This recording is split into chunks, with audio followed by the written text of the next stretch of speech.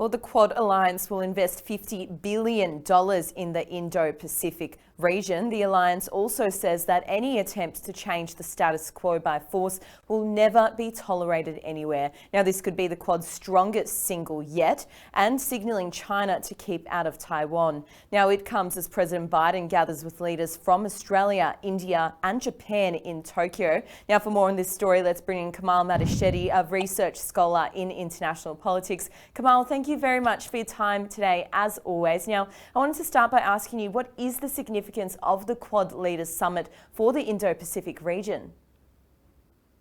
Thank you, Natasha, for having me. I think, first of all, the timing of this Leaders Summit, I think, is very important. And it couldn't have come at a better time because we know what's happening in Ukraine. And, a lot of people, a lot of scholars and analysts in Indo-Pacific were concerned whether the things that have been unfolding in Europe will take away attention from the Indo-Pacific region. I think this summit serves as a very good reminder that that is not the case. I think it has assured several capitals in Asia that the Indo-Pacific focus, particularly of the United States, is here to stay. And that, I think, is a welcome move as far as security, maritime security and other sort of rule-based order is concerned in this part of the world.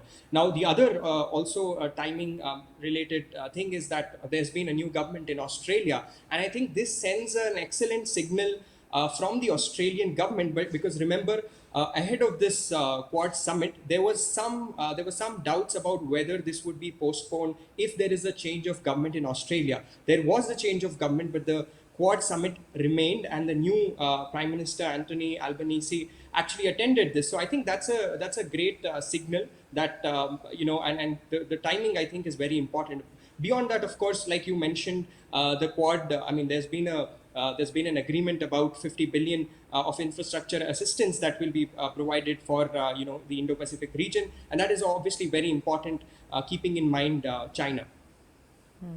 Now, Kamal, what is driving India's engagement under the Quad framework here? How are we seeing them contribute to the alliance? India has pretty much the same concerns as the US, Japan, and Australia, and I think there's a there's a very clear convergence between these four countries. That pertains, number one, to maritime security.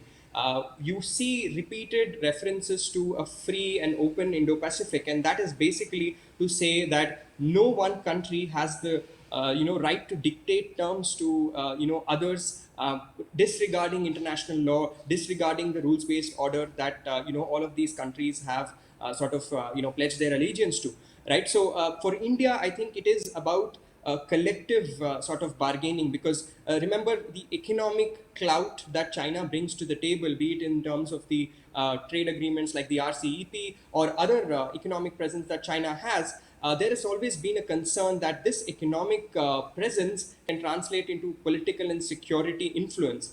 And initiatives like the Quad, and recently, I think 2 or 3 days ago, we've seen the Indo-Pacific Economic Framework that was launched, and of course the other announcements that have been made, including the Quad Fellowship and other economic and technology-related agreements and announcements that we have seen in the last few days. All of this become important because economically there needs to be an alternative framework that countries can look up to, and they don't have to necessarily accept the model that has been presented to them in the last few years, which has led to debt concerns, which has led to other kinds of security vulnerabilities for countries in Asia.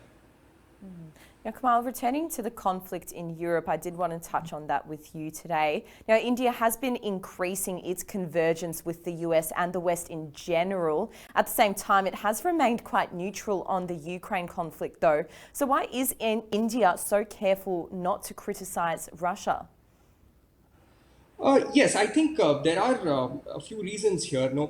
First of all, I think the Indian position has been clear from the beginning with respect to violence. It has called for immediate cessation of violence and also called for independent investigation into, the allegations of, war crimes and humanitarian abuses, and also condemned civilian deaths. But you're right, when it comes to the political, a point about, siding with one side or the other, India has taken a neutral stance in that sense. But that is mainly because of, I think, two or three reasons. One is, of course, the defense dependence that India has on Russia, and I think that is something that has been around for many decades. Because it's only recently that the defense supplies from the U.S. and other Western countries have increased.